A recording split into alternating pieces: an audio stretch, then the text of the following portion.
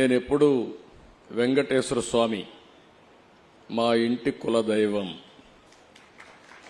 మా ఇంట్లో నుంచి నేరుగా చూస్తే మంగాపురం సైడు గోపురం అక్కడంతా కూడా 3 నామాలు కనబడుస్తూనే ఉంటాయి. ఇంట్లో నుంచి పైన ఎక్కి చూస్తే తిరుమలలో ఉండే 3 నామాలు ఇంటి దగ్గర నుంచి చూసే అవకాశం వస్తుంది.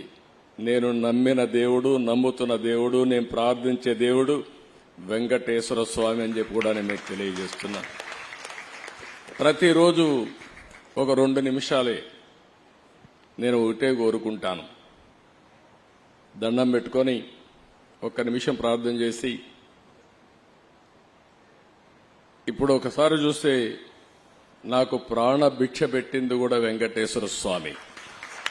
అదొక మిస్టరీ కూడా. 2003లో నా మీద 23 క్లేమోర్ మైన్స్ ని బ్లాస్ట్ చేస్తే సాక్షాత్తు వెంకటేశ్వర స్వామి నాకు ప్రాణభిక్ష పెట్టాడు. ఏదో చెయ్యాలని ఆ రోజు నన్ను కాపాడాడు. అలాంటి వెంకటేశ్వర స్వామిని నేను ప్రార్థించేది, నాకు శక్తి, సామర్థ్యాన్ని, తెలివితేటలు ఇవ్వండి. ప్రపంచంలోనే తెలుగు జాతి నెంబర్ 1 జాతిగా ఉండడానికి ఆశీర్వదించండి.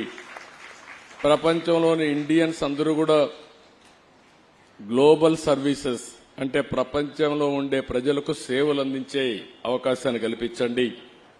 ఈ దేశంలో పేదరికం లేని సమాజం, అందుకే ఇటీవల నేను మాట్లాడుతున్నా జీరో పావర్టీ.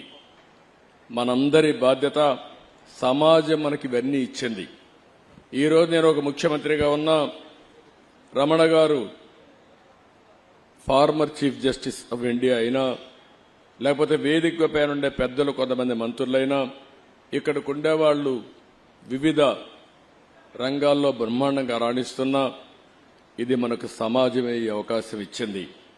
అలాంటి సమాజంలో పేదరికాన్ని, అందుకే నేను ఒక స్లోగన్ తీసుకున్నా, zero poverty nation, zero poverty state, zero poverty village. మనందరి బాధ్యత కావాలి.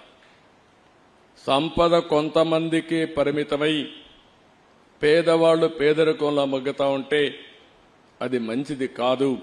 ఈ విషయం మనం గుర్తుపెట్టుకోవాల్సిన అవసరం ఉంది.